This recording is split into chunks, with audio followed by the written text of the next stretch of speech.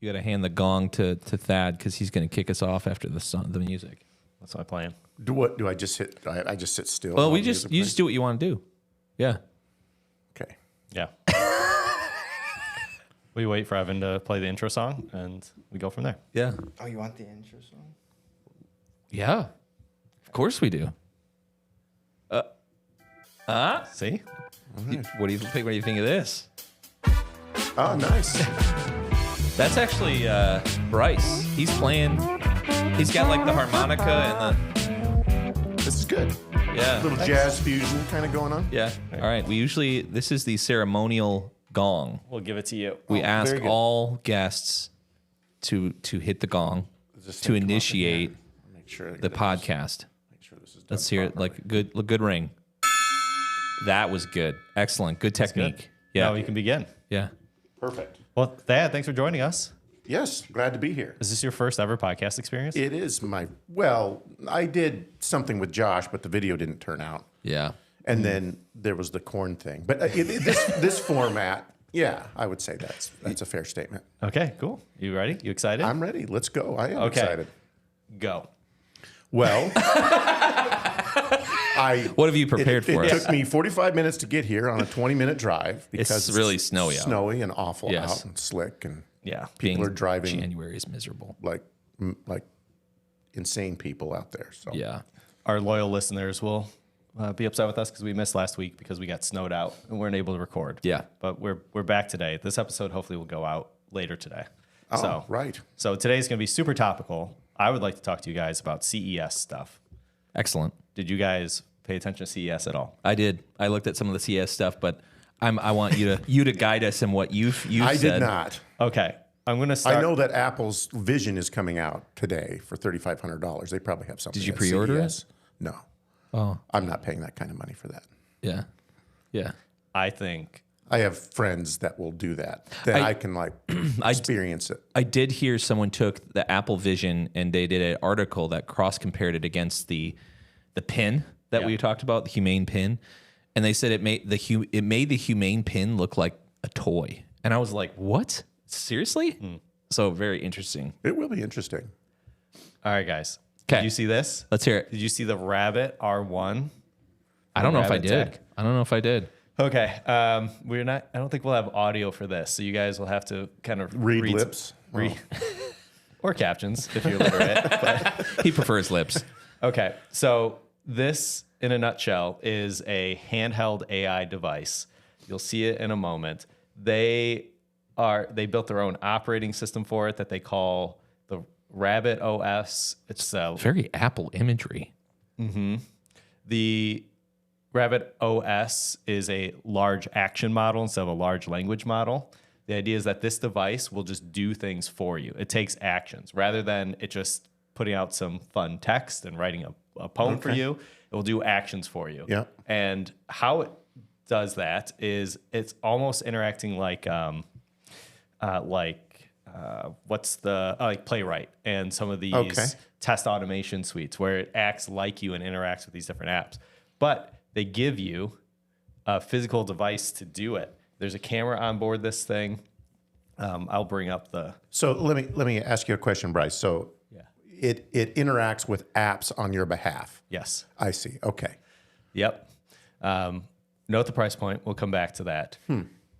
But they have a push to talk button. Okay. So you talk to it and you'll say like, "Hey, book me an Uber," and then we'll do it. You know, kind of like a Siri experience. Presumably using Uber, Yes. like through the app, rather. Exactly. Yeah. Okay. Yep. They have something called it's not the Rabbit Portal, I think, which is where you authenticate with all the different apps, and so you give it all your credentials, and it'll go act on your behalf. It has a 360 camera. Why would it need that? That's what I wonder. It's like, Okay. Let me just bring up the whole keynote so you can skip to the different I parts. don't know. of it. Maybe there's apps that have to deal with like physical orientation. is it like a? And they need to know, it needs to know where you're at so that it can actually interact with the app. Oh, you hold it. That's what I was wondering. So he holds it like a phone. I thought it was Is like, your phone in your I thought pocket it was like a then? pin. Is your phone just sitting in your pocket then and it's just doing that Bluetooth goodness to talk to the app. Of course, that presumes that the app it's talking to has some capability of receiving this, unless it's literally just simulating fingerprint clicks. And Yeah, it's some of that. It's acting like you. Got it. So if available, I'm sure it's going through APIs, and when not available, it is just acting like the playwright humans. thing that you were talking about. Exactly. So I guess a question in my mind is, why do you need a device? Why couldn't you just have it be an app on your phone? Why couldn't you just use your fingers? That's what I wonder. It's like, because your phone has a camera, your phone has microphones. What is different about this? I guess that's the part I'm probably missing. I feel, I wouldn't know, but speculating, it's just a simple form factor. You leave your phone in your backpack, your suitcase, whatever, and you carry this doodad around. But and then it's just, you talk to it and it does. eventually the next generation of this is they'll have another device that will connect to this device. You leave that device in your Yeah. Oh, man. Oh, here's the camera. So you're taking a picture of something, and Wait, maybe it can. is it taking a picture though? Yes. It is taking a picture. Yep. It can take a big picture. It can just watch live as well. It can see what you can see. So rather than you having to like record a video, upload it to ChatGPT, use some kind of multimodal input, you do it here. Fascinating. Yeah. And so the number one pushback online is, I'll just go through this example here. So in this case, he was just audibly interacting with Midjourney. So he said, he trained the Rabbit R1 on how to create this. So he said, watch me make an adorable puppy in Midjourney. Okay. And then Rabbit R1 just does it. And it won't just like make an adorable puppy again. It'll make anything on your behalf. Right. So he could say, make me Spider-Man, and it would do that too. So you can teach this to do things. Is it watching? Okay. It's presumably it's watching him move the mouse around and where to click. Now, I don't know, I think about all the problems you have with automating an app like that. If the app screen is smaller, you change it, you orient it somewhere else. Does now the Rabbit adapt to that and know where to go and make that happen, or is it like, because Apple has the automator, right? There's the automation that very few people really know about or use, but it can watch what you're doing, and then it just runs that recording back. Yes. Those mouse clicks and those mouse movements back. This is almost the evolution of that. It sounds like a little bit. Yeah. Like using AI to do it. Yeah.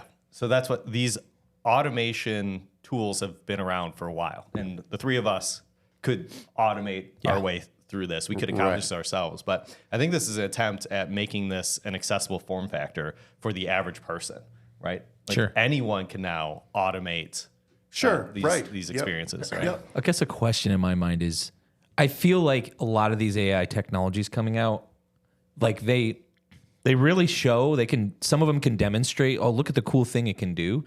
But the use case they used on Midjourney is like, if you're a business person, you're like, well, how can this actually like help me? Like, I still don't. The hard thing is the connection between the actual problem it's solving to the technology. I don't feel like anyone has yet given a good job at demonstrating that. Right. Oh, absolutely. I struggle. The first couple of use cases with this, they're showing like, watch me play music on this thing. It's like, okay.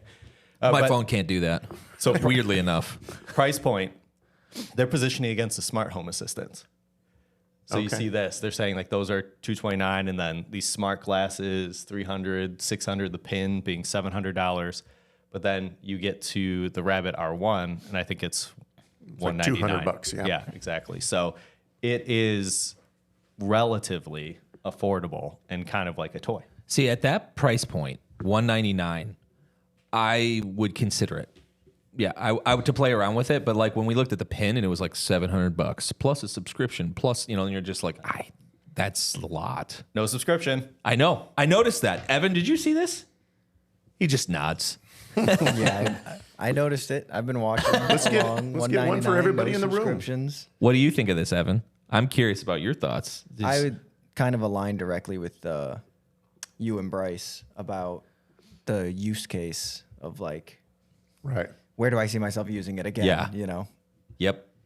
I'm going to get a rabbit to control the rabbit. Now that is like almost Matrix-like. Recursive rabbit. Yeah. Train your rabbit to use a rabbit.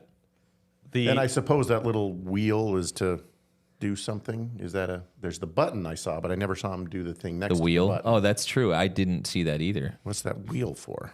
Yeah, I don't know. I imagine it's just a scroll through A scroll. different options. Yeah. Turn up the volume, Yeah. That's it. pump up the Change bass. songs. So I'm going to try to bring up some tweets. Can this control my analog radio, in my 1969 Camaro? Yeah. That's That's where your mind goes to. actually the inspiration of creating the rabbit. Yeah. So the two top responses to this let's hear it. are one, like, why does this need to be a device and why is it not an app? So first thing I said. Yep. First thing I said. There's actually, so I'm going to try to bring up the tweet responses to that because Rabbit immediately had responses for it. I think there is a reason. Okay. I think one of it is also, one is just getting it off of your phone and just giving you a different way to interact. But also, you're not allowed to do some of the things it can do on your phone. Like an app can't control all the other apps on your phone. I got you. right? Okay. So I feel like this is just living in like a gray area of how to interact. When you say that, though, that still sounds strange to me. That just because it's on a separate device, why would it have carte blanche access to all your apps on your phone to make them do things? I don't know. I mean, it's got to be communicating with the same protocols and access pathways that an app would have. Just accept it. That. So the other number two response is, if this is the Rabbit R1, are they going to release the Rabbit L1 for left-handed people? Is this all the right-handed? buttons. I don't think so On the other because side. right-handed people rule the world. Well, yeah, I think we ought to just make left-handed people be right-handed like we used to do like in the 60s. Left-handed is illegal now. And that's okay. I mean, my son is left-handed, and if I'm saying it, that's okay because I have a left-handed son. But I am left-handed over here. All right, Too Bryce, bad. you can leave. Oh, You know what you could do, Bryce, is just turn it around. Oh, Just flip it upside down. Just flip it upside It's a down. 360 camera. Right. true. Yeah. Yeah. The palm of your hand may be in the way of the camera. But I who think cares? R1 doesn't. I thought R1 would stand for Rabbit One, not Right One. Yeah, exactly. Yeah. Yeah. It's I think people are just being Joking silly. But yeah, they have invested a whole bunch of money and tech into this because it's like they have the Rabbit OS. Oh, then my they have word. the Rabbit R1. They have the Rabbit Portal, the LAM, their large action model. So I don't know. I would be curious. It would be interesting to get your hands on one. It would because be. we have all these questions because we're curious and we want to kind of figure out the underlying mechanism that they're making this work. I feel like the first device like this to do what I articulated, which is like they can leap between use case to technology, problem statement to technology, and they make it really clear that like I think one would be successful is like we built this for business people. And here's all the things you can do with it. Like traveling, like very specific persona. Because this, I feel like who is this targeting is unclear to me. Right. It's Well, like, one idea that popped into my head though is disabled people. It's like my daughter Ember can't move her fingers very well.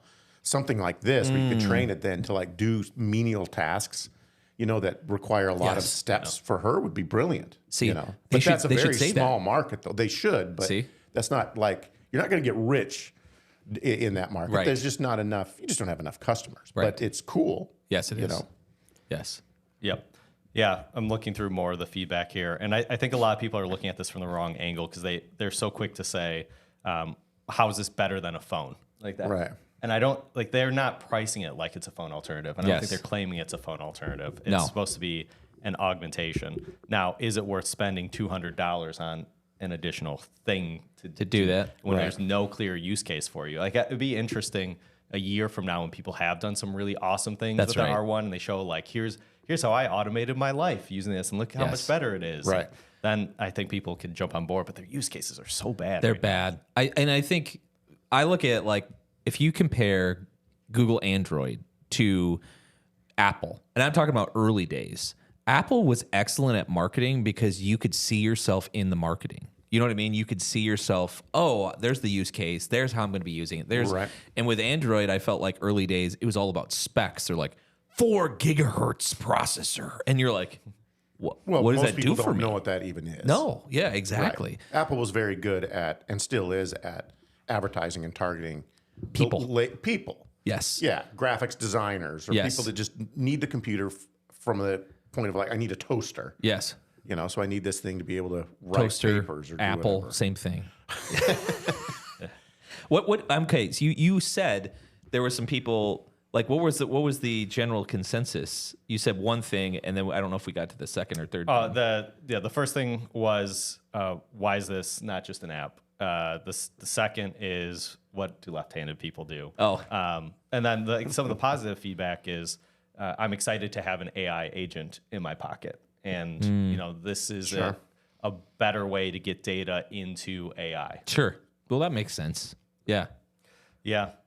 So mixed reviews, but I'd be curious. I do want to get hands-on with it. And I'm curious after you guys spend more time, like watch the keynote. Yeah.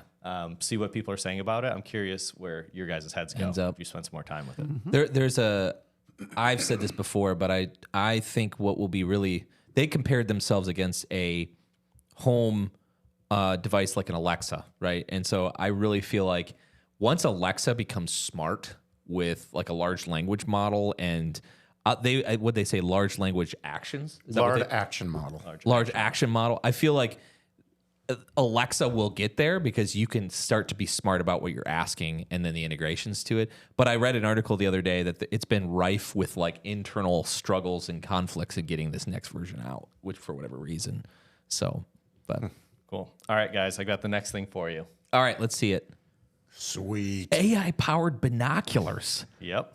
Oh, I don't, man. What? I don't have a whole keynote for this, but I saw a couple interesting things about it. But I want to see where your mind goes after seeing these AI-powered binoculars. So they Oh, can nice. yeah, they can identify Very cool. 9,000 different species, birds, animals. What a great idea. Oh yeah. Yeah, I immediately gravitate toward that. Well, Very I good. mean, yeah. I'm not a bird man, okay, but being able to like identify, I'm thinking like fauna, like fauna, like plants and stuff. Like you're going out and you're an outdoorsman and you want to know if something's edible. But what if you want to identify something that's Of course, you wouldn't close to necessarily. you? It's AI. There's got to be a close version. In order to identify what's next to you, you have to back up 100 feet. It's so funny though that this comes out because my son is teaching himself React, right? I'm Yeah. like, well, now that you've gotten to this stage where you can actually do something, you need to pick something that you want to do. And he's got his degree in biology, Sure. right? And so He would love these probably. oh, he would go crazy for this. And he's like, well, I'm gonna build a phylogenetic tree, which is just a tree that kind of shows all the classes and species and everything. But I want people to be able to take a picture Yeah. and then upload it, and it would then identify it and then place it in the tree, in the right spot on the tree. Sure. So he's doing that, and now when you show me this, I mean, it's like, I know what I'm going to get him for Christmas next year. Well, He would just wait. love What's this. the? But look, okay. Are you hiding the cost? Because the cost, I wasn't hiding the cost. Did you see the cost? I saw the cost. What do you think? Did you see the cost? Well, I I'll didn't see tell it. you what I would be willing to Okay, pay let's for something before like we that. show them the cost, let's ask that what he would be willing to pay for them. Probably, I might go as like $500 for something like that. Oh, all right. Let's show him the actual costs. I feel like probably Price gonna is be like right, up or 3,000. down, 4,799. Not a chance. That's pretty close to what you'd pay. Not right? a chance. I mean, don't like birds so much now, huh? Yeah, I hate birds. I hate flora and fauna. This is why I like the Encyclopedia Britannica, because it's free. Yeah, no, that's really exorbitant. Over the top. Over the top. Oh, that's crazy. I can't see how. Yeah.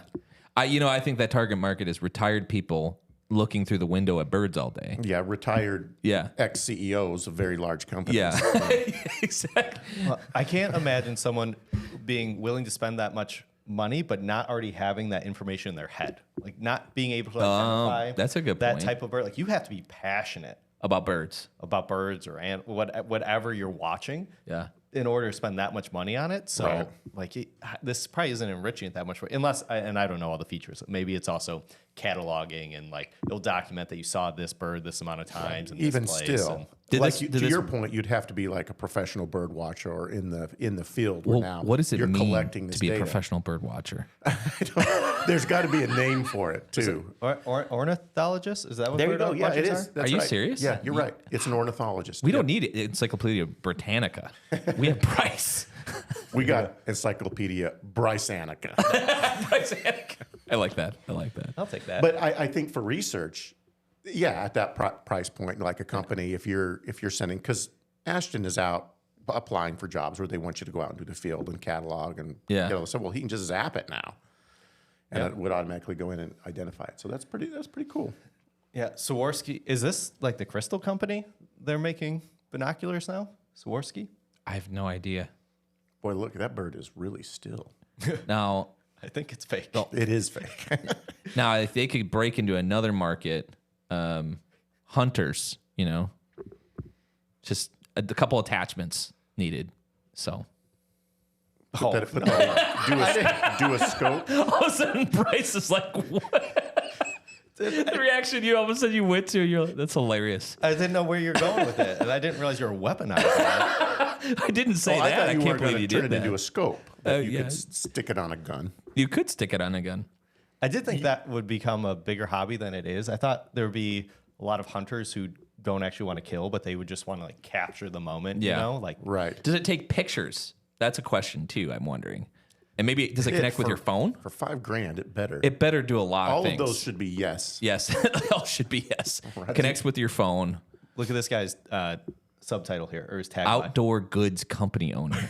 He couldn't get his company represented here. Well, he's the OG. He didn't pay enough. Yeah. He's the OG. Maybe they CO. need the binoculars to point at him to identify him. Maybe they did that, and that's what it said.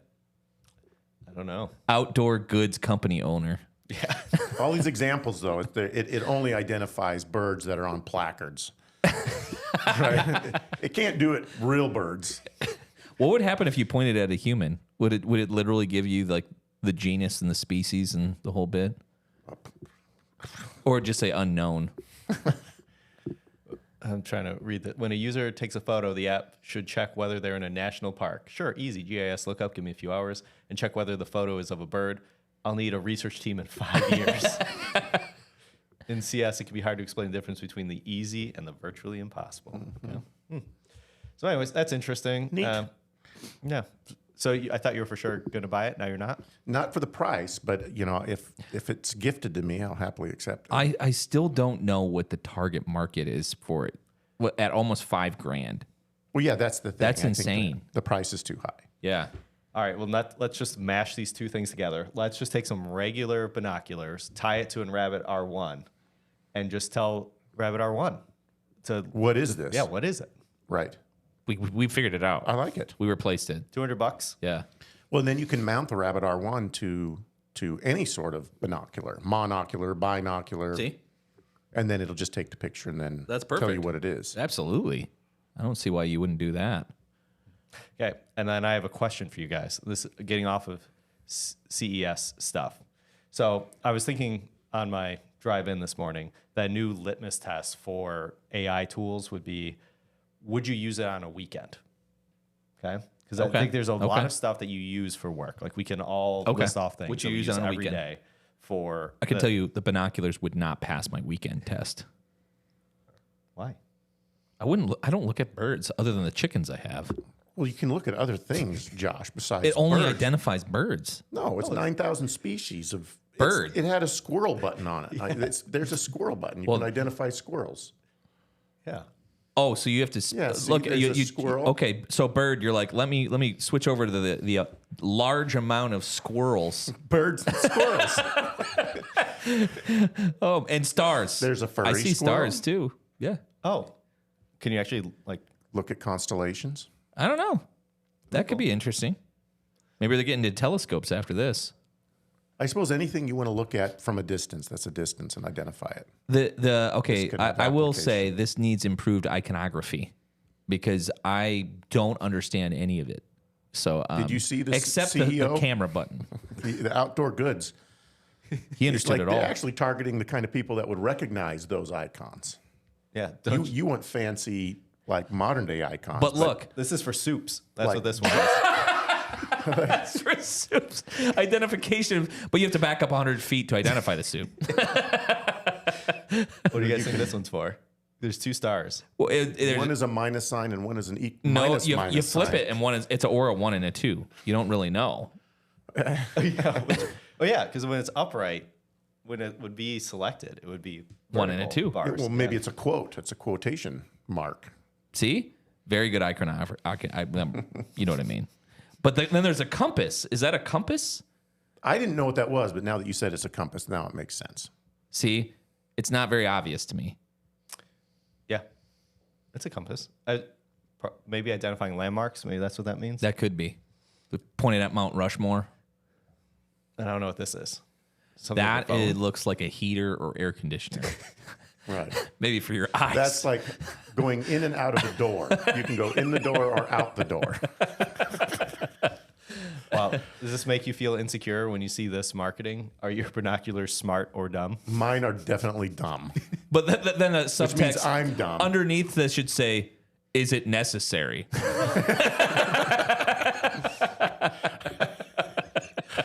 Oh my. All right. Cool though. Cool. My initial reaction was, it's a neat application. Now, of AI okay, in that the space. funny thing is the cost changes the conversation so much, because if they said those binoculars were $200 to $400, the conversation would change from "that's ridiculous" to Yeah, I if it bet was- you hunters and stuff would get some of those. That's neat. 5 to 1,000. I mean, if it came in at 1,000, I'd be like, okay, I can talk myself up to that high. Exactly. Yeah. Oh, Swarovski. I guess they have other binoculars. It looks like they've been in the space for For a little while? bit. Yeah. Okay. Because I see Swarovski has a $3,000 binocular at Cabela's. Interesting. I wondered though too, is it? I mean, I don't know what it looks like when you're looking at the bird, and does it identify it and you see? That's what on the it looked screen, like. it said, on the yeah, This is a pickerel, yes. Common chicken. But I just wonder if, like, why not offload all that onto your app? You're just like, I'm looking through it and I know. identify just like, ting, we got it. Then you look at your app, So- and now you have. There actually are apps on your phone. There's 2 apps my wife and I used when we were on the road that you can actually point and shoot at. One is for like fauna and like flowers and Right. all this stuff, and the other one is for animals.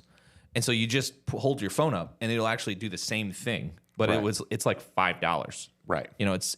I mean, this is all about the zoom. You can get in there. You have high quality lenses. You can get up really close. Yes. But just send that over to a device. What's this called? Bird Buddy. That could be. But look at the ratings. 26,000, almost 5 stars. So it's like, why would you? And this says it's free. I'm sure it has in-app purchases. But like, why wouldn't you? Because you have to be up close. You got to be able to be right next to that bird. I mean, there's some okay zoom with the latest. I phones, guess but you're so. not going to get as much as with the Knox. With the Knox. Oh, I can't justify $5,000, but yeah. My wife and I used it to determine if like a plant was like poisonous. Like, is this poison Yeah, oak? yeah, Is yeah. this so that, which was helpful for our kids. Yeah. Don't go in that. Works better for that. Don't use it if you're trying to determine if like a bear is dangerous. Yeah, is or this not. is this It's coming at dangerous? you. Then the Knox are good because you can do it from a distance. See, exactly. And you're like, how did a polar bear get in Michigan? Is that a Wolverine? It's my neighbor. Okay, guys. All right, I'm let's gonna see call- what's next. I'm going to call an end to this episode. Okay. Okay. Good. Then I can change my shirt. Don't expose us. Oh, you'll have to cut that out. I am not changing my wardrobe for the second half of this show. Well, now I feel tempted to just keep this one going. Just reveal. You can cut that part out. Yeah. It's the magic of editing. Cool. Post Evan, production. any closing thoughts about any of the stuff that we saw today? I really think the biggest thing for me Are is you Evan? Oh. I thought you looked at me and said that. I was like, let me give you my spiel. All right, Evan, what are some thoughts? I mean, I pretty much aligned with you guys on everything that was said. Like the first one was really cool, but I don't see like the use cases weren't there yet. Yeah. But the price was. And then the binoculars, I saw the use cases and thought it was interesting. My uncle is a ornithologist, actually. Oh, There you So go. he does a lot of bird watching, but then I was like, oh, I'll suggest this to him, and then $5,000. And it's like, okay, And they're like, never mind, I won't. So, okay. yeah. Oh man. Yeah, for that price, you could just get the Vision, the Apple Vision, and then it can like just have it on, and it can identify the birds Or while you're walking around. Why wouldn't you use the app? Take regular binoculars, put it through the eye You hole. know, I will not name the company, but there's one here because it's probably still in development. But there's a company here in Grand Rapids that I worked with that is doing just that. They have a monocular for hunters, and they have a mount that they Go out on your phone? created that so that you can do any phone and you can put it on there, and then you can take pictures and do all this stuff. See, get the app, use that, and then you've got a very low cost Yep. bird watching machine. You got a good little doohickey that'll do the job for you. Is your binocular smart or dumb? Hit it, Evan.